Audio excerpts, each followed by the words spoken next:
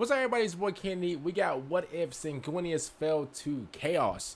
I'm gonna be honest with you, that's a crazy title. Let's see. G'day guys and gal. If Horus was the figurehead and icon of the traitor legions during the heresy, then Sanguinius was the same for the loyalists. Sure, Perturabo was the architect of many of Horus's plans, like how Rogal Dorn was technically the leader of the loyalist war effort, but the loyalists saw Sanguinius as their savior, with Guilliman choosing Sanguinius to be the emperor of Imperium Secundus. The great angel was utterly pure. I mean, here's what I'll say.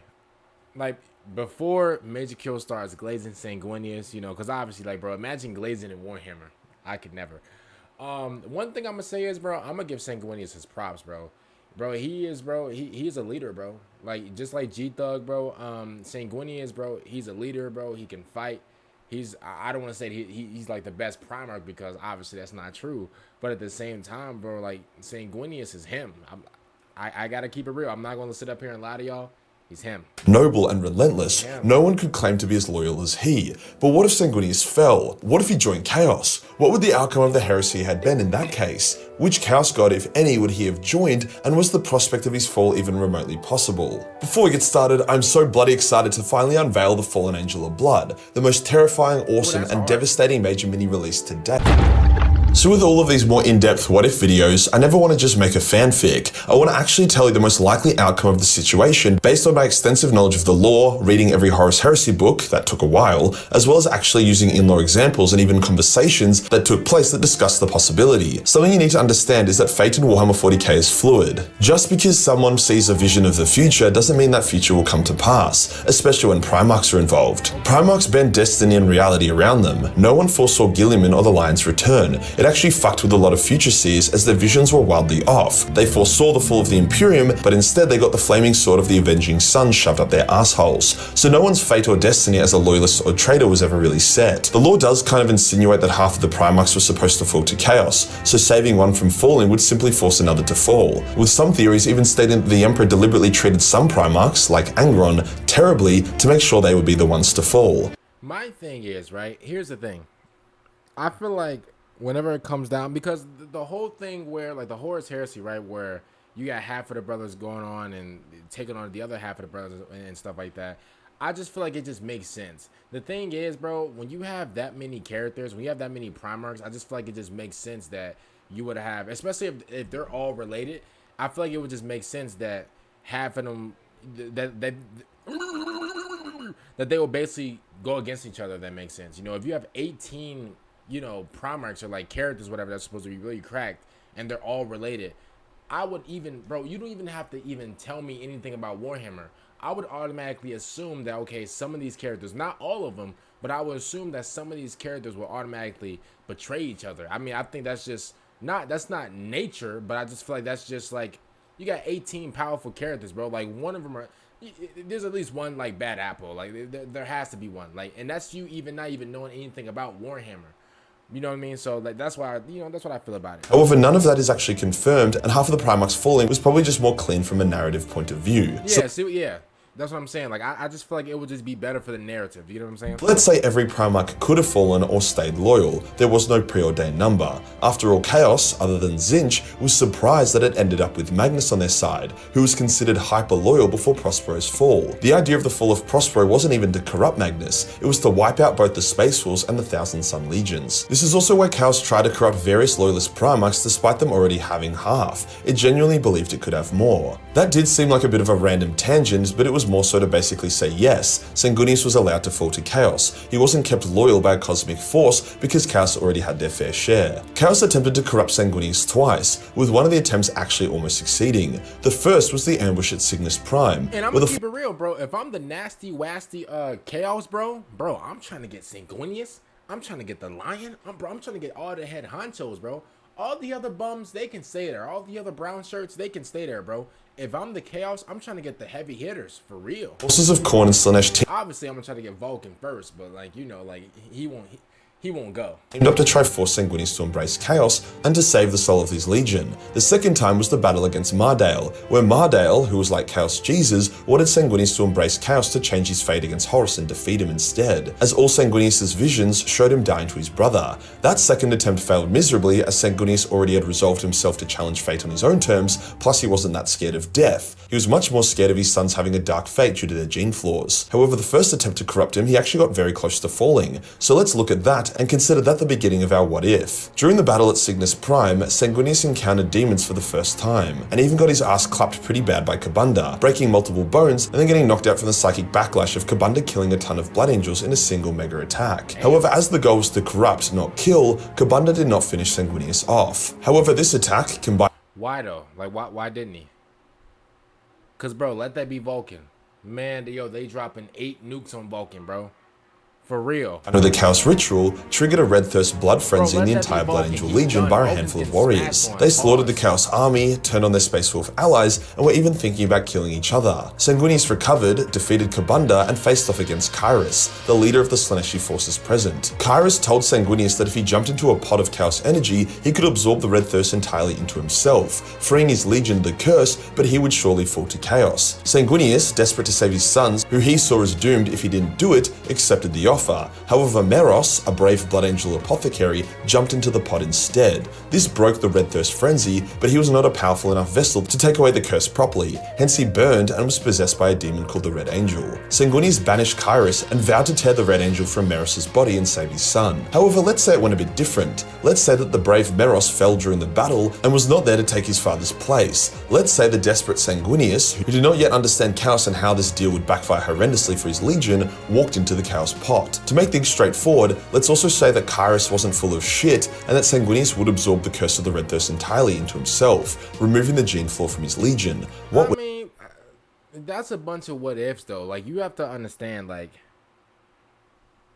I mean, obviously the whole video is saying like, what if like Sanguinius was like on the bad side or whatever, but like that's a like, I just feel like with Sanguinius, it's kind of hard because his whole character, like, he's not, like, his whole character is just built on being noble and being that guy. So, like, it's kind of hard for me to even, like, try to see it on the side of, like, oh, what if Sanguinius, you know, did absorb this? What if he did become, you know, with the chaos or whatever? Like, yeah, I can try to picture that, but, like, I don't know. Maybe it's just for me. I feel like if you were to bring around, I don't know, who's a good example? I don't know. Like, any other, like, you know, loyalist Primarch or whatever, like, if you was to try to, like, you know, get one of them, like, another one of those guys, then maybe I could try to imagine it, bro. But this dude right here, bro, he's too loyal, bro. He's too noble. Like, I can't, physically, like, just mentally, I can't see him as a bad guy. I'm gonna be honest with you. I don't know what it is. I just feel like maybe, like, maybe y'all hyped him up so much in my head that, like, I just can't see this dude as just a bad guy, bro. Like, wasn't his, like, sacrifice and like, the Horus Heresy, wasn't that, like, really important?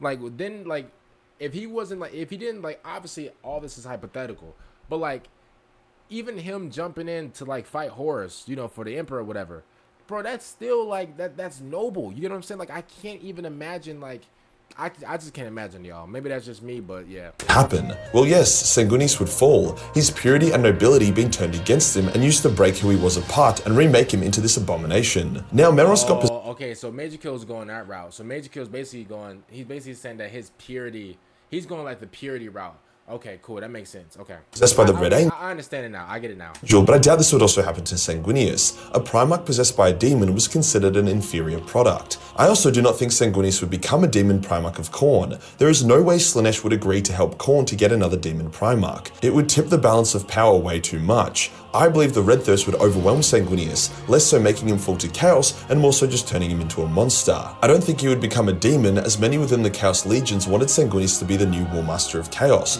not Horus. Hence he would need to not be a demon and also not be loyal to only one god. But also I think that he would be like, I don't think Sanguinius would be like I don't think he would be a Chaos demon. I think Sanguinius would be like, he might be like another Horus, y'all. Like, hear me out. Cause he's one of those, obviously, bro, he's a Primarch just like Horus. But like, he might be like, I don't know. I feel like he might have the same situation as Horus, bro, but I feel like he might do like a better job. Maybe that's just me, because like, he obviously, like, he's naturally better than Horus and like fighting and stuff like that, or like he's more skilled than Horus. You get what I'm saying? So like I feel like all Chaos Gods might chip in and like, you know, try to like have his soul, if that makes sense. This is likely the reason Horus wanted Sanguinius to die on Signis, not become corrupted, because he knew if Sanguinius joined Chaos, he would be powerful enough to contest Horus's claim as Warmaster. Oh, now it's hard I literally just said that. to say what Sanguinius' motivations would be for being Warmaster or joining Chaos, as he really didn't have an issue with the Emperor or a huge ego to exploit like Horus did. I would just say that the thirst was so intense and fucked up for him that he goes insane and wishes for nothing but to consume blood. Perhaps Chaos tells him that only by drinking the blood of the Emperor can the red thirst be sated, and he regain his sanity and a freedom from agony and hunger. Bro, the thing is, bro, like, Sanguinius is so skilled, bro. I feel like he really might, if Sanguinius had like Horus's like power or whatever, or if Sanguinius had like the chaos power where all like 4 chaos gods, I can't lie to you, I feel like he might I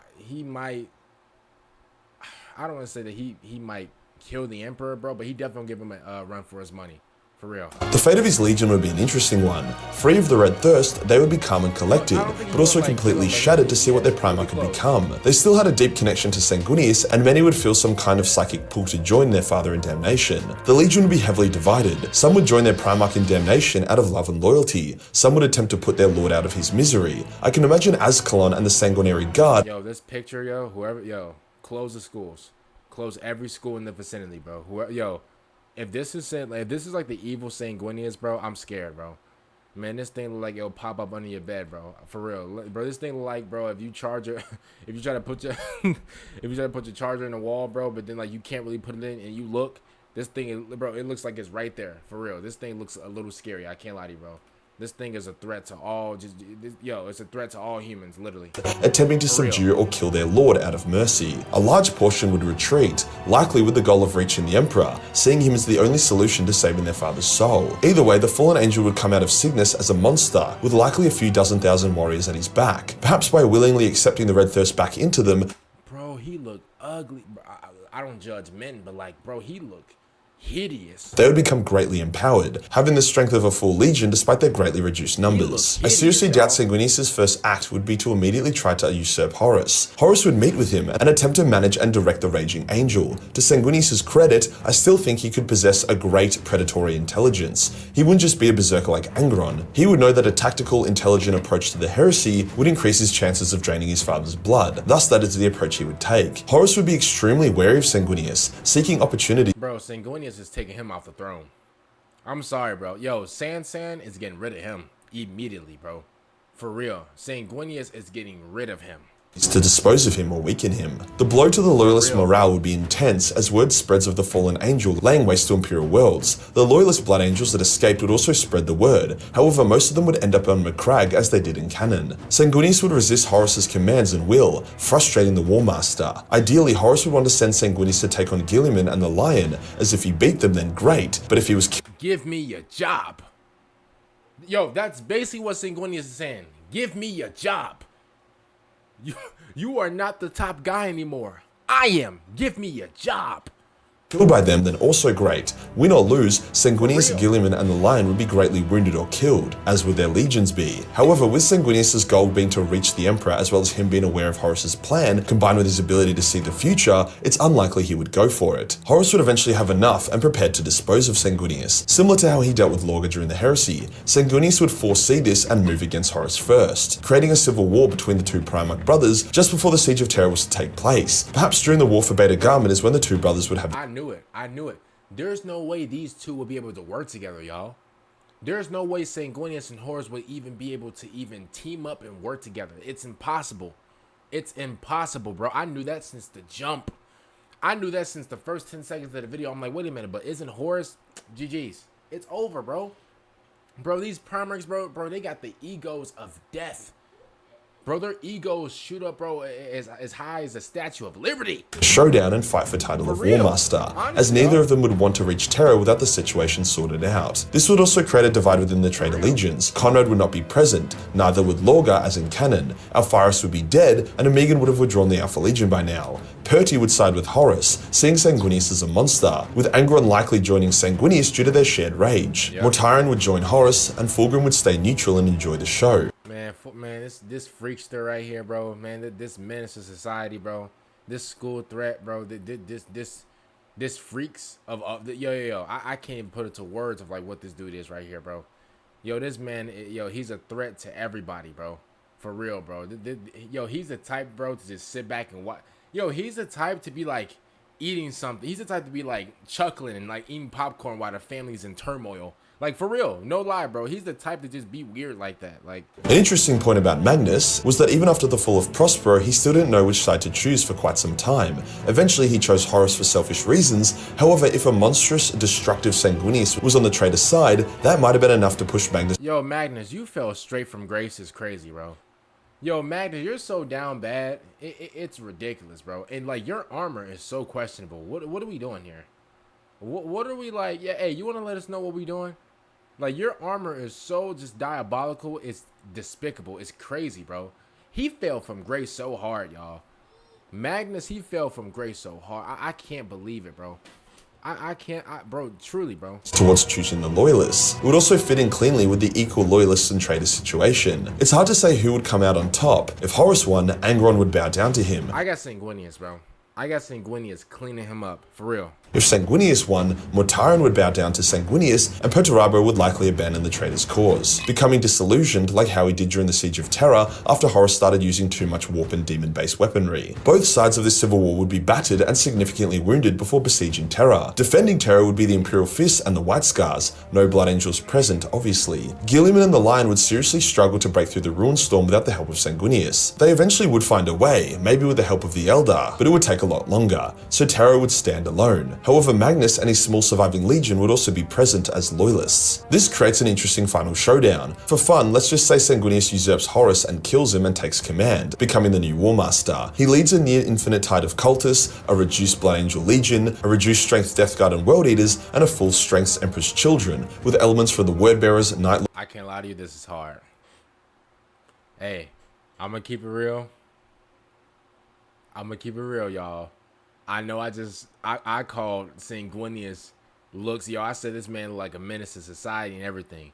This is hard, y'all. Hey, I'm gonna keep it real. Hey, I ain't no hater. One thing, listen, y'all can call me a rage baiter. Y'all can call me Vulcan Glazier, whatever. Y'all call me King or King Indy or Indy, whatever. I got 3,000 names. One thing that you will never call me is a hater. This is hard, bro. Truly. For real, y'all. Towards Iron Warriors and Sons of Horus, the ones that had gone too far to Chaos to turn back now. They would go up against the Imperial Fists, the White Scars, Magnus, and his few warriors. However, without Perturabo, the traitors would have a really bad time besieging the palace. However, the loyalists don't have Sanguinius to take out the traitor heavy hitters like Angron. What they do have though is Magnus. Magnus who can sit on the Golden Throne and take its burden, allowing the Emperor to stride forth and take to the field. This is also a Magnus who would be given back his noble shard, making him whole and very powerful. So the loss of Sanguinius for the loyalists, if in the likely chance it gives the loyalist Magnus, would allow the Emperor to fight, and he would be more than enough to banish the traitor Primarchs. The siege would not progress as deep as it did during canon without Perturabo. The end result likely being that the Sanguinius Warmaster spearheading devastating assaults, forcing the Emperor to come out and face him in open battle. A legendary clash would occur, the Fallen Angel of Blood, turbocharged on the Red Thirst and the power of Chaos, going up against the Emperor. I can imagine a similar result to canon. The Emperor does triumph, but at great cost, being mortally wounded in the process and needing to be put on the Golden Throne to preserve himself. Or perhaps with Magnus on it, Malcador could transfer his perpetual power into the Emperor, sacrificing his own life to restore his friend. This would likely create a better outcome for the Imperium overall, and as Sanguinius would be a demon, his death would be permanent, thus bringing an end to his story. Overall, I would find this narrative events to be inferior to canon. Horus made a great War Master and managed to end up being a relatively compelling villain with complex thoughts and emotions about. I think that out of everybody, Horus was the best villain. I feel like Games Workshop definitely made the right decision on that one, bro.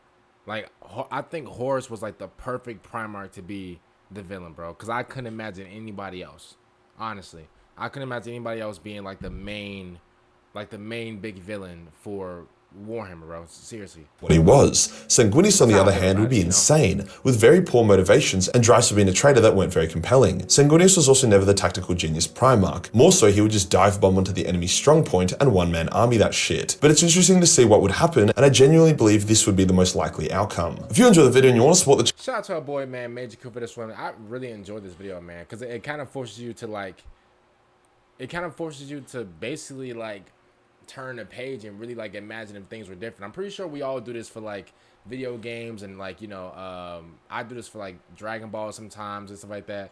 I mean, that's the only anime that I know. I don't really know too many animes, but I'm pretty sure people do this with anime and stuff like that. Or, you know, what if this anime character, what if the main anime character for this anime was like evil, whatever. I'm pretty sure we've all done that before, for video games, etc. But comment down below, man. This was a really nice video from Majorkill. Make sure y'all go check him out.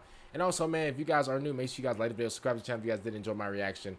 Other than that, I think tomorrow we will take a break from Majorkill. We got a West Hammer video, and we have a Warzone video. It's been 20,000 years, bro. It's been, yo, I haven't reacted to a Warzone video, bro, since I last took like a shower, bro. It's crazy. Other than that, man, I'm CLF Jackson. I'm out.